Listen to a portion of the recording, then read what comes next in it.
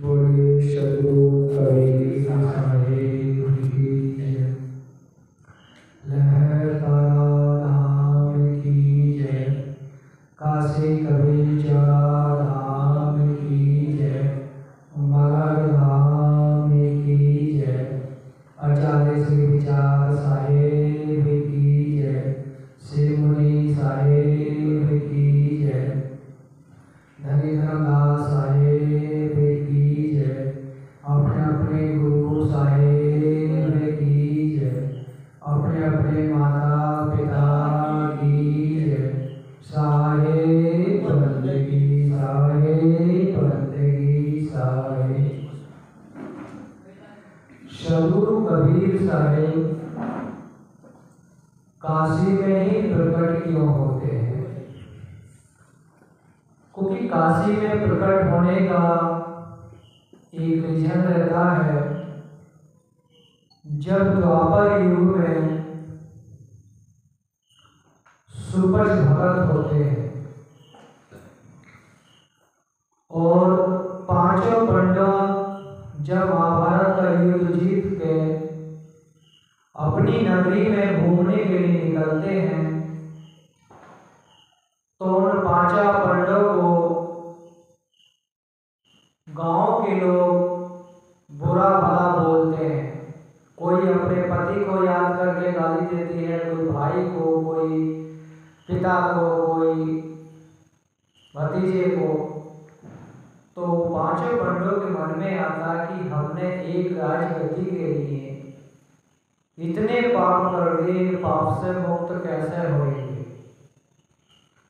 तो उनके कुल गुरु कृष्ण भगवान थे, वो उनके पास गए। उन्होंने पूछा कि हमने एक राजगद्दी के लिए इतने सारे पाप किए हैं, इन पाप से कैसे मुक्त होंगे। तो कभी उस समय कृष्ण भगवान ने कहा कि आप महायज्ञ कीजिए। महायज्ञ में जिसके खाने से घंटा बजेगा जभी आपका यज्ञ सफल होगा और आपके पाप मुक्त हो सकते हो। तो पांचों पांडवों ने महायज्ञ रखा और सभी दूर दराज के साधु संत लोग, ऋषि मुनि, त्यागी, पुरी, पंडित जी, सभी लोगों को निमंत्रण दिया। सभी लोग भोजन खाते, दक्षिणा देते और चले जाते। घंटा नहीं बजा। तो पांचों पांडव फिर कृष्ण भगवान के पास गए कि अभी बहुत सभी ऋषि मुनि, देवी देवता, राक्षस सभी लोग भोजन प्रसाद पा लिए और आप भी भोजन प्रसाद पाए, लेकिन घंटा नहीं बजा। तो कृष्ण भगवान ने कहा एक सुपच भगत हैं, उनको आपने निमंत्रण दिया या नहीं। तो उन लोगों ने कहा कि वो तो नीच जाति का है, इतने बड़े बड़े जाति और ज्ञानी महापंडित खाके चले गए, घंटा नहीं बजा, उनके खाने से कैसे बजेगा। तो कृष्ण भगवान कहते हैं भक्ति में कोई छोटा बड़ा नहीं होता है, लेकिन एक बार उनको निमंत्रण दीजिए। तो निमंत्रण देने के लिए भीम को भेजे। भीम के अंदर बुद्धि कम थी, बल ज्यादा था। तो वो सोचता कि मैं अपने बल के आधार से मैं सबको दुनिया को जीत लूंगा। तो भीम ने कहा कि हमारे घर यज्ञ चल रहा है और भोजन करने के लिए चलिए। तो सुपच भगत ने कहा कि मैं राजा महाराजा के घर भोजन नहीं करता हूँ, उनके घर पाप का धन होता है। जब इतनी बात भीम ने सुनी तो भीम का अहंकार और बढ़ गया। उसने कहा नहीं चलोगे तो मैं आपको उठा कर ले चलूंगा। तो सुपच भगत ने कहा अच्छा उठा कर ले चलेगा, तू मेरी सुमरनी उतार ले, जिससे वो जाप करते थे माला। तो भीम ने बहुत अपनी बल लगाया, विद्या लगाई, लेकिन वो माला उससे नहीं उतरी। तो भीम अपना चला गया। उसके बड़े भाई ने पूछा, भाई आपने सुपज भगत को निमंत्रण दिया या नहीं दिया? कि वो तो कोई साधु तो नहीं है, कहता कि मैं राजा महाराजाओं का धन नहीं खाता हूँ, तो पापी लोग होते हैं और उनके घर पाप का धन होता है। तो भीम उल्टी बात बता देता है। फिर पांचों पंडित कृष्ण भगवान के पास जाते हैं। कृष्ण भगवान कहते हैं कि किसी भीम ने कुछ ना कुछ गलती की है, वो ऐसे नहीं बोल सकते, बहुत सज्जन व्यक्ति हैं, भीम से पूछो। भीम को पूछा, नहीं बताया। जब बड़े भाई ने उसको डांट फटकार लगाई तो उसने कहा कि मैं अपने बल के अहंकार में उनसे बोला कि चलो हमारे घर भंडारा चल रहा है, भंडारा खाने चलो। तो उन्होंने कहा कि मैं राजा महाराजाओं के घर भोजन नहीं करता हूँ, कि घर पाप का धन होता है और वो लोग पापी होते हैं। उन्होंने ऐसे कहा तो मेरा अहंकार बढ़ गया। तो मैंने गुस्से में उनके कहा, अगर नहीं चलोगे तो मैं उठा के ले चला जाऊंगा। तो उन्होंने कहा कि मेरी माला उतार लो, अगर माला उतार लो तो मैं आपके साथ चल दूंगा। फिर मैं उनकी माला उतारने के लिए गया। मैंने माला नहीं उतारी। मैं अपनी बेइज्जती या अपनी कमजोरी छिपाने के लिए मैंने उल्टी बात आप लोगों को बताई। तो कृष्ण भगवान ने कहा, अब पांचों पंडा जाइए, उनसे निमंत्रण दीजिए। तो पांचों पंडा राज वस्त्र त्याग के गए, निमंत्रण दिए। भीम भी साथ में गए, उन्होंने निमंत्रण से स्वीकार किया। फिर सुपज भगत भोजन खाने के लिए आए। प्रेम भाव से रसोई बनी, 26 प्रकार के भोजन बनाए। उन्होंने समय से थोड़ा थोड़ा भोजन लिया और उसमें से पहली बार जब खाया तो पहली बार घंटा बजा। उसी बीच में रसोई से द्रौपदी देख रही थी। उसके मन में ख्याल आया कि मैंने इतनी मेहनत कर भोजन बनाया और ये इन्होंने किसी का स्वाद भी नहीं रहे नीच के नीच। उन्होंने अपनी भाषा में उनको छोटा समझा और जाति विशेषण बात उनके मन पर उनकी बोला। तो सुपज भगत ने उनकी हृदय की बात को पढ़ लिया और सुपज भगत हाथ धोने के बाद अपना फिर चल दिए।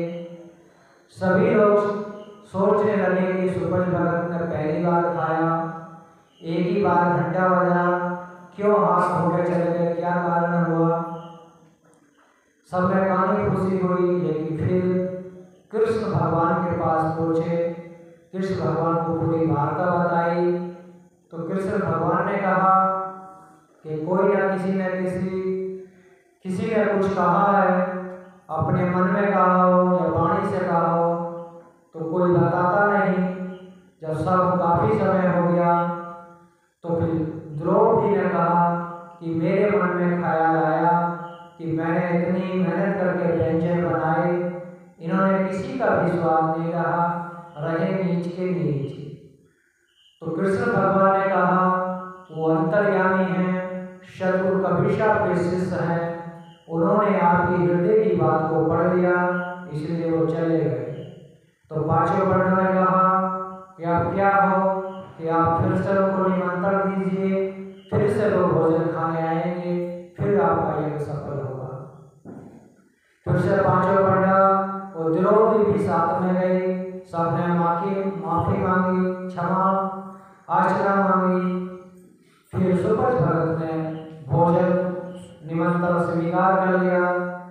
उसी प्रेम भाव से रसोई द्रौपदी ने बनाई, भोजन पसा गया। सुपज भगत ने थोड़ा थोड़ा भोजन समय से लिया और खाया और घंटा बजा। वो यज्ञ सफल हुआ। उनके पाप कुछ क्षण हुए, क्योंकि सुपज भगत के जो माता पिता थे कट्टरवादी वैष्णवपंथी थे। उन्होंने कई बार प्रयास किया कि आप सदगुरु कबीर साहब से दीक्षा ले लीजिए, लेकिन उनके माता पिता ने दीक्षा नहीं लिया था। उसी बीच में उनका शरीर छूट गया था। जब फिर सदगुरु कबीर साहब ने उनको दर्शन दिए या संतलोक लेके गए महाभारत का यह सफर करने के बाद, तो वहाँ सदगुरु कबीर साहब से उन्होंने वरदान मांगा था कि जैसे मुझे आपने इस लोक से सतलोक ले गए, तार दिया, मेरे माता पिता पर भी कृपा करना, उनका भी जीवन धन कर देना। तो उन्होंने हमको सुबह भगवत को वचन दिया, अच्छा जरूर मैं आऊँगा तो उनको जरूर उतारूँगा। तो सदगुरु कबीर साहब ने उनको अपनी ज्ञान दृष्टि से देखा। वही व्यक्ति नीरू और नीमा दंपति जुलाए बनकर उनको काशी में जन्म हुआ था। इसलिए सदगुरु कबीर साहब ने काशी में ही अपना अवतरित होने का निर्णय लिया। जेठ की पूर्णिमा 1456 सदगुरु कबीर साहब ब्रह्म मुहूर्त में लहर तारा नामक तालाब में अपनी ज्ञान शक्ति से प्रकट हुए। उनको प्रकट होने का साक्षी केवल स्वामी अष्टानंद जी हैं। वही वहाँ पर ध्यान कर रहे थे। केवल उन्होंने ही उनको प्रकट होते हुए देखा। एक आकाश से प्रकाश आया और लहर तारा में ठहर गया।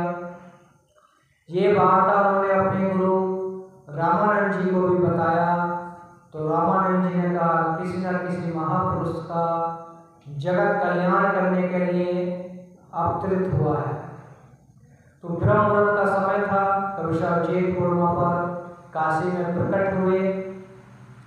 उसी समय में जेठ में गर्मी का मौसम होता है। नीरू नीमा दंपति जो जुलाए होते हैं,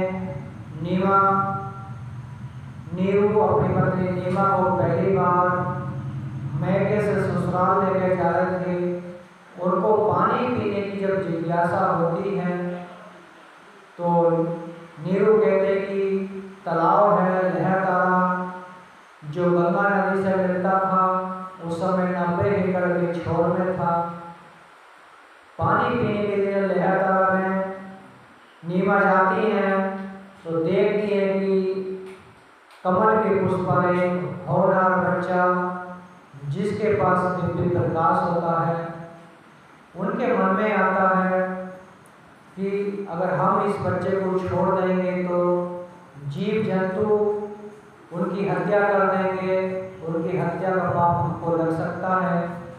तो उनके मन में आता है इस बच्चे का पालन पोषण हम करें। तो दोनों नीरू और नीमा में काफ़ी इस बात को लेकर बहस होता है कि आप पहली बार मैके से ससुराल जा रही हैं, सामाजिक लोग क्या कहेगा। तो नीमा कहती हैं कि मैं समाज से क्या लेना देना, सतता आप जानते, मैं जानती हूँ, अल्लाह या भगवान जानते हैं। तो नीरू नीमा दोनों मिलकर सदगुरु कबीर साहब को बाल रूप में अपनी गोदी में उठा लेते हैं। और जो कबीर चौरा बनारस है मूल गद्दी नेहरू टीला पर सदगुरु कबीर साहब का पालन पोषण होता है। वहीं से सदगुरु कबीर साहब देश दुनिया में प्रचार प्रसार करते हैं। मुख्य केंद्र वही सदगुरु कबीर साहब का रहता है। कबीर साहब काशी में प्रकट इस कारण होते हैं। मगहर क्यों जाते हैं या मगहर जाने का कारण क्या रहता है? क्योंकि कबीर साहब के समकाल से पहले मगहर क्षेत्र में बौद्धिस्ट संत लोग रहते हैं जो बोध गया से लेके लुम्बिनी, कुशीनगर, गोरखपुर, अयोध्या, श्रावस्ती उस परिक्षेत्र में आते जाते रहते हैं। तो उधर के जो लोग होते हैं उन संतों को परेशान करते हैं। तो बौद्धिस्ट संत लोग उस क्षेत्र का नाम डाल देते हैं मार्ग, कि जो रास्ते में हर लेता है या परेशान करता है उसी का नाम मार्ग है। तो उस समय बौद्ध धर्म देश दुनिया में बहुत प्रचार प्रसार करता है। सभी जाति के लोग सभी धर्मों के लोग बौद्धिस्ट होने लगते हैं, क्योंकि बौद्ध धर्म में भी जातिवाद या कर्मकांड नहीं होता है। आत्मचिंतन और ध्यान समाधि का वार्ता होती है। तो जब वहाँ काशी का ज्ञान का दीपक कम होने लगा, लोग काशी जाना कम हो गए और उधर बौद्ध की शरण में जाने लगे। कुशीनगर हो, अयोध्या, श्रावस्ती, लुम्बिनी। फिर काशी के पंडा लोगों ने या काशी के पुजारी लोगों ने एक मीटिंग की और उसमें एक शब्द का प्रयोग किया कि लोगों का गौतम बुद्ध या बुद्ध अनुयायियों का बुद्ध धर्म से कैसे ध्यान हटाया जाए। तो उन लोगों ने एक शब्द का प्रयोग किया कि जो काशी में मरेगा मोक्ष पाएगा, जो मगहर में मरेगा नरक जाएगा। ऐसी कथा गली गली गांव गांव में फैला दी। उसके बाद उस क्षेत्र के लोग काशी में अपना शरीर त्यागने के लिए आने लगे, जिसको काशी करवट कहा जाता था। भीड़ भाड़ होने लगी तो उन लोगों ने टैक्स लगा दिया, जो इतना पैसा देगा उसी को जीते जी मोक्ष दिया जाएगा। जो व्यक्ति जीते जी मोक्ष लेना जाता था, उस व्यक्ति को उस कुएं में ढकेल देते थे और उसकी मृत्यु हो जाती थी। ये सिलसिला चलता रहा मोक्ष के नाम पर। फिर इसको अंग्रेजी सरकार ने बंद किया, परंपरा चालू हो गई। लोग काशी मगर से काशी मोक्ष के लालच में आने लगे। तो कबीर साहब के समकाल से पहले मगर की धरती पर कुछ और भी संत आए। तो उन संतों ने पानी मांगा। पानी की जगह उधर के जो पशु चराने वाले चारागाह लोग हुए, पानी न देकर उनके बर्तन में मिट्टी या धूल भर के दे दिया। तो उन संतों के मुख से सवाल निकल गया कि आज से क्षेत्र में सूखा पड़ेगा या धूल उड़ेगा। उस समय के बाद उस क्षेत्र में धीरे धीरे वर्षा कम होने लगी। काफ़ी उपचार भी किए गए सभी धर्मों के अनुसार, लेकिन फिर भी वर्षा न हुई। फिर वहाँ का जो राजा हुआ बिजली खां पठान, उसने जनता दरबार लगाया। जनता दरबार में सभी परंपराओं के साधु संत लोग आए। साधु संतों ने कहा कि हम लोगों में इतनी शक्ति नहीं है जो हम वर्षा करा सकें, लेकिन काशी में कबीर साहब रहते हैं, अगर उनके पास जाएंगे कुछ न कुछ समस्या का निदान हो जाएगा। बिजली खां पठान अपने साथी को साथ लेकर कबीर चौरा बनारस आते हैं। वो पूरी व्यवस्था बताते हैं कि कुछ लोगों ने साधु संतों को सताया है, उनकी वाणी वचन से क्षेत्र में सूखा पड़ा है, जनता परेशान है। तो कबीर साहब कहते हैं अगर हमारे चलने से या वहाँ रहने से वर्षा हो सकती है तो हम अवश्य चलते हैं। तो जैसे ही कबीर साहब काशी से मगहर के लिए चलते हैं, उस समय के काशी के विद्वान लोग या काशी के लोग वही बात कबीर साहब के सामने रखते हैं कि आपका वृद्ध शरीर है और आप ऐसी जगह जा रहे हैं जो मरने के बाद नरक जाते हैं, वो ऐसी मातृभूमि को छोड़ कर जा रहे हैं जो लोग मरने के बाद स्वर्ग जाते हैं या मोक्ष पाते हैं।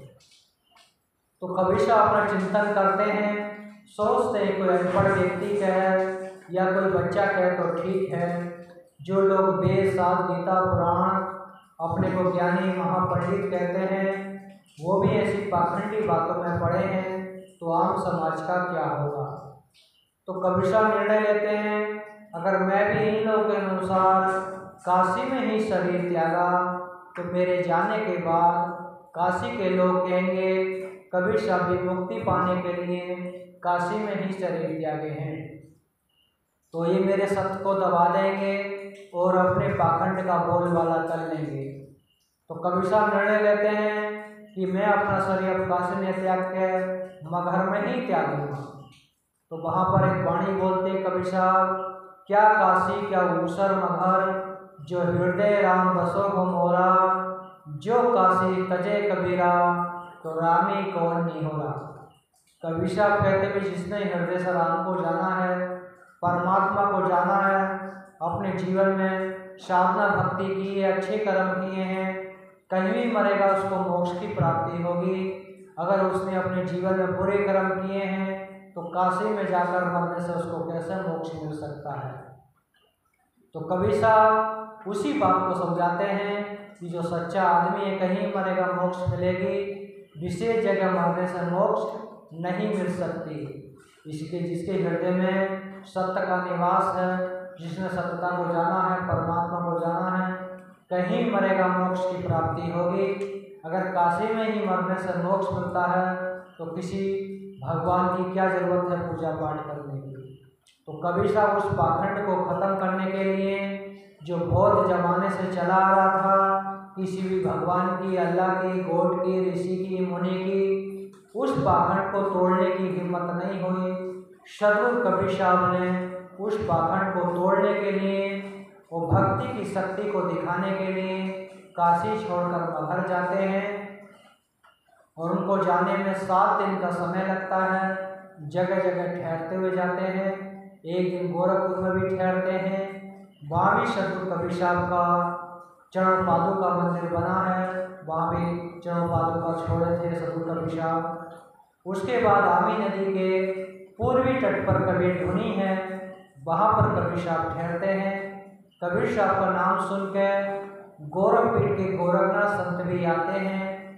तो गोरखनाथ जी के मन में आता है कि काशी से कबीर साहब को बुला के लेके आए हैं, ये लोग हमारे पास नहीं आए, पानी तो हम भी दे सकते थे। तो कबीर साहब की भावना को समझ जाते हैं। जैसे जनता कबीर साहब के पास आती है, गोरखनाथ जी के पास भेज देते हैं। तो गोरखनाथ जी अपनी ज्ञान शक्ति से पैर लगाते हैं